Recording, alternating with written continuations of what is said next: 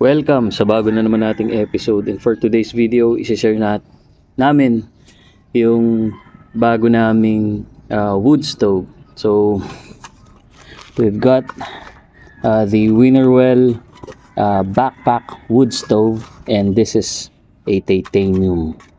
Ayan, so ito meron siyang yung pinaka main na stove. So para siyang firebox, naka-hinge siya, and napakadali, as in hindi kagaya ng ibang stove na kailangan mo pa siyang i-assemble. Ito out of yung kanyang sack is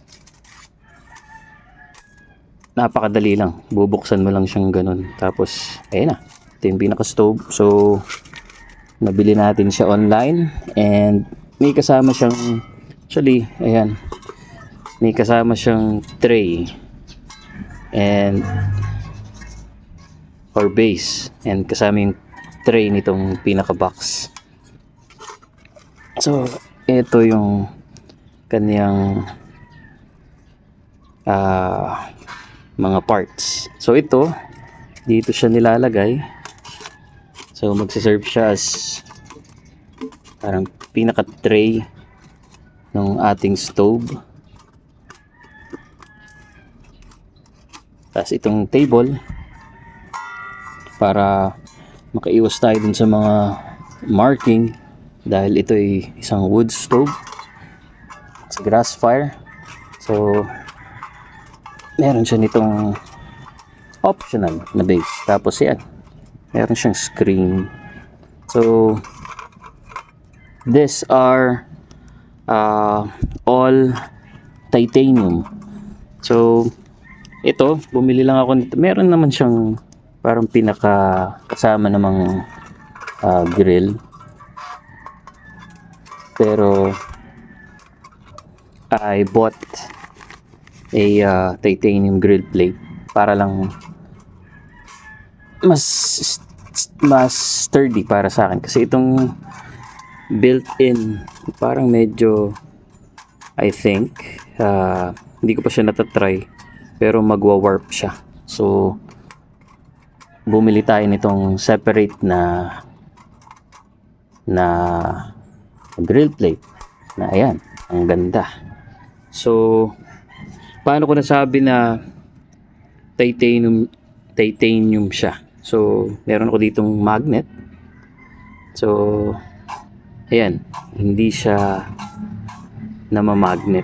So all of even the tray, they are all made of titanium. So it's lightweight. And for comparison, so we have our later I'll show our firebox, which is 5 inches. Ito ay 7 yung kanyang length, and then yung kanyang width is 5. So 7 by 5, and yung total ng yung kanyang tray, so almost 7 by 6.5 actually, by 7. Then yung kasama ito 5, around 8.5 yung kanyang haba, kasama itong pinaka tray. So kung meron kayong wood sample, wala ko ditong wood, ayan, stick na lang, kento mo siya loloadan ng fuel. So I'm excited na matest ito, and makapag first burn tayo. I believe mas ano yung, hindi ko pa natatry, pero excited ako na matry siya and masubukan yung performance in terms sa wood fire. Tapos ito naman yung ating firebox stove, but just to give you a comparison. So kanina meron tayong 7 by 5 na stove, And right here, we have our firebox, which is 5 inches naman. So ayan, kaya rin itong ating winner well na backpack na wood stove. Itong ating firebox stove naman is madali rin lang siyang i-assemble. Hindi kagaya ng ibang stove na tawag dito, na kailangan mo pa siyang buuin. Ito out of your pack, buksan mo lang siya. Ito, bumili na lang ako ng additional na can use it as a camping table and also a camping tray. So yan, pwede mo siyang iganito, pwede rin ganyan yung setup mo, or pwede pa ganyan. Ayan, yan, ganda. So yan yung comparison nilang dalawa.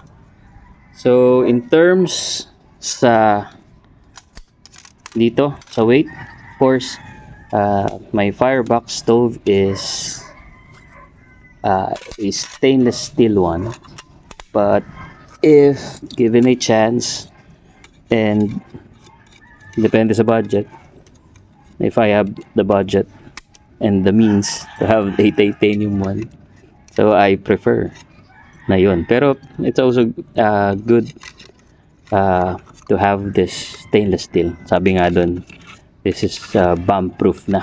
So ayan, this one is this weight around 1 kilo already. So can you imagine that? And along with its accessories, it weight 1.5 kilo. And then this one, since na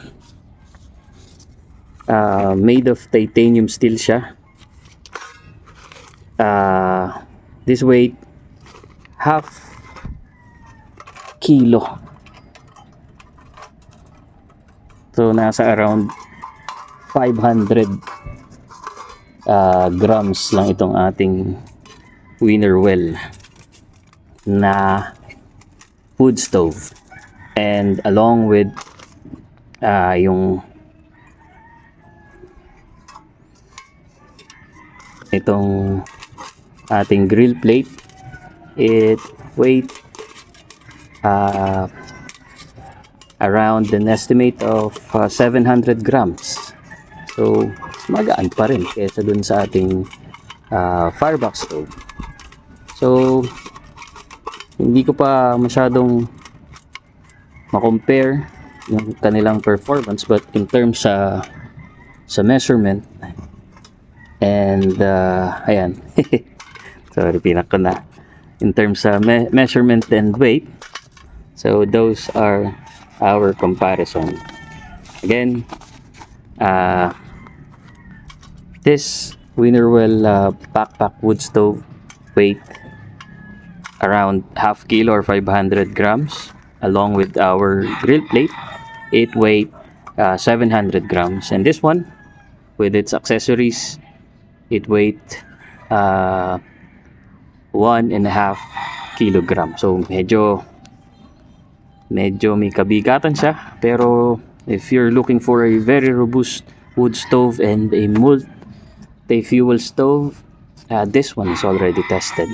This one, I believe you can do some modification and use an alcohol stove, but you need maybe a can na pagpapatungan ng inyong spirit burner. But this one is made different. This is really a multi-fuel stove. Not being biased, and I'm not paid by Firebox stove, but as I tested, this can fuel wood, twigs. You can use your